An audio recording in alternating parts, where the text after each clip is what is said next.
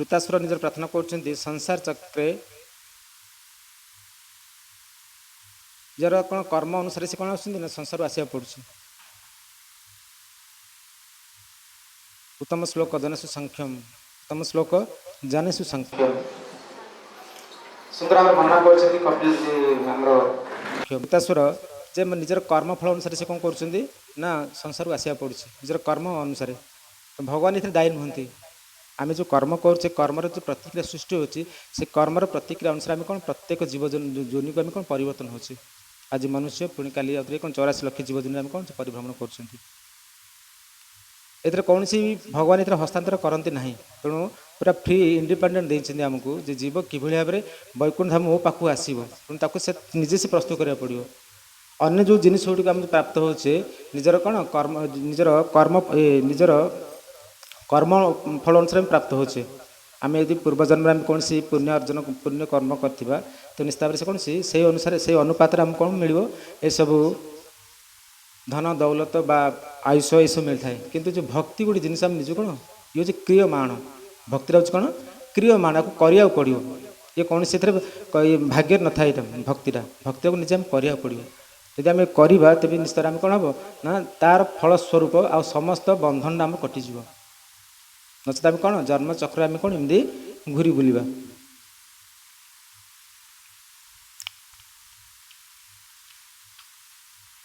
विराग जैन पुरुष भगवान सर्वत भवेत आचक्षु जीवलोक से विविधा मम संस्कृति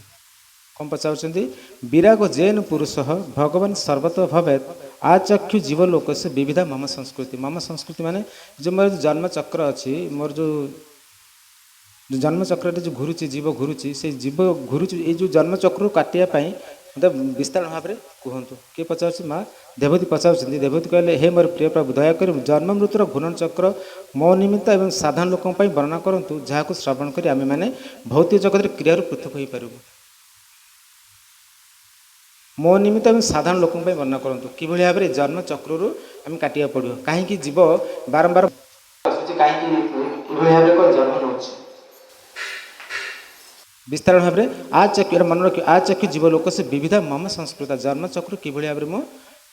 मुझे घूर्णन मु उद्धार पाइबी। एवं आउ गोटे प्रश्न पचार काल से स्वर रूपस्यम परेशम च परस्य च ते स्वरूपम ते कुर्वन्ति जदे तो कुशलम जना। काल से ईश्वरम से हूँ कौन काल से ईश्वरम रूपस्यम परेशम च परस्य ते स्वरूपम बतम कुर्वन्तु जदे तो कुशलम जना। हे भगवान कहतु जे काल कि भाव में गोटे जीव को कौन नियंत्रण कर प्रभाव कौन ए प्रकृति उपर एवं जीव उपर कि भाव में कालर प्रभाव कहतु या से पचार। प्रथम प्रश्न पचारे कि भाव में कौन आचक्य जीवलोक से विविधा मम संस्कृति कि भाव में जीव जन्मचक्र घूरिया घूरुंट ताकू जन्मचक्र कटियापी तार उपाय वर्णना करूँ। द्वितीय प्रश्न पचार काल से ईश्वर रूपस्म परस्म च परसते स्वरूपम बात कुशल जना जो भाव में समस्त प्राणी निमंते कौन उत्तम हो पार से भाव में कहतु कौन कहले दयाकोरी आपणकर रूपर प्रकाश शाश्वत समय संबंध में वर्णना करूँ जार प्रभाव साधारण लोक मान पुण्यकर्म अनुष्ठान कर साहाय्य करे से पचार आपणकर रूपर प्रकाश शाश्वत समय समय संबंध में समय हूँ कौन काल रूप वर्णन कर भगवद गीतार काल रूप में बहुत गुड़ी जिन भगवान कहते अहम सर्वस्व प्रभ मतम सर्व प्रभत ऋतु मत भजते बुध भाव मुँ हूँ कौन अहम प्रभ सर्व मुँ हूँ कौन समस्त सृष्टिर मुँ हूँ कर्ता मत जी जानी जाए ताको कौन से जीवजोनि ग्रहण करा पड़ोनी। भगवान भगवद गीता पूर्ण भाव में कहते परम ब्रह्म परम धाम पवित्रम परम भवानम पुरुषम शाश्वत दिव्यम आदिव अजम विभुम आहुतम ऋषम सर्वे देवर्ष नारदस्तता आहुतम ऋषभ सर्वे देवर्ष नारदस्तता असित देवल व्यासम स्वयं चम बब्रीसी में अर्जुन कहते आप कारण परम ब्रह्म परम धाम आप धाम होती परम ब्रह्म परम धाम पवित्रम परम भवान शाश्वतम पुरुषम दिव्यम आदिदेवम अजम विभु आप होती आदिदेव से हूँ जगतर स्रष्टा। ब्रह्म कौन प्रार्थना कर ईश्वर परम कृष्ण सदानंद विग्रह अनादिरादि गोविंदम सर्व कारण कारण भगवान ठार सृष्टि होता ब्रह्मा ब्रह्मा मत प्रार्थना कर ईश्वर प्रकृति पुरुष आपण तेणु दयाक कहते जे तुम्हें काल विषय कहतु तेणु काल से ईश्वर स्वरूप ये तृतीय स्कंद लिखाई मद भयाति बात बात सूर्य तपति मद भयात बसति इंद्र दहति अग्नि मृत्युश्चरति भयात मद भयात तेणु मो भय कौन हो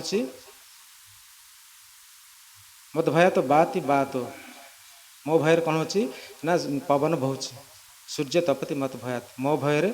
सूर्य कौन कर निजर किरण प्रदान कर वर्षति इंद्र दहति अग्नि वर्षति इंद्र माने इंद्र कौन कर वर्षा प्रदान कर अग्नि मध्य तार कौन उताप मत प्रदान कर मृत्युश्चरति मत भयात मो जोग मत कौन हो मृत्यु मो भय से कौन कर तेणु तेणु भक्त से भय करे काल को भक्त केवे काल को भय करे ना तो प्रति मुहूर्त को से कौन करे ना भगवान पदार बिंदर तार कौन मन को स्थिर करें तेणु से काल को भय करे प्रत्येक जीव को जो पचरा जाए संसार रे कहीं भी मरिया चाहूना संसार क्या पचरा जीव जो पचरा जीव आउ के दिन माने संसार छाड़ी कौन बैरागी हो कि ये कर कहीं भी चाहिए ना कहीं ना समस्त भय थाए जे मृत्यु पाई समस्ते कौन भय करती एथि समस्त प्रयास करती कि भाव में कौन सुखरे रही वास्तव सुख कौट रही थाए से मैंने कौन जान न था सांसारिक लोक मैंने प्रत्येक अहर्निशी आयु हरित वैपुंसम उद्यन अस्तरम यन अशो तस्मृत तत्क्षण नहीं तो उत्तम श्लोक वार्ताय आयु हरित वैपुंसम से मतलब कौन आयु कौन हरण हो जाए आयु हरण हो जाए समस्त आयु हरित वैपुंसम आयु हरित वैपुंसम उद्यन अस्तन यन अशो अशो माने सूर्य सूर्यंकर उदय अस्त द्वारा जीवर कौन होता है ना आयुटा हरण हो जाए कार आयुटा हरण हो न था तस्मृत तत्क्षण नित उत्तम श्लोक वार्ता उत्तम श्लोक हो भगवान भगवान कथा को श्रवण करें कथा को कौन कीर्तन करें केवे कौन आयुष नष्ट हुए ना।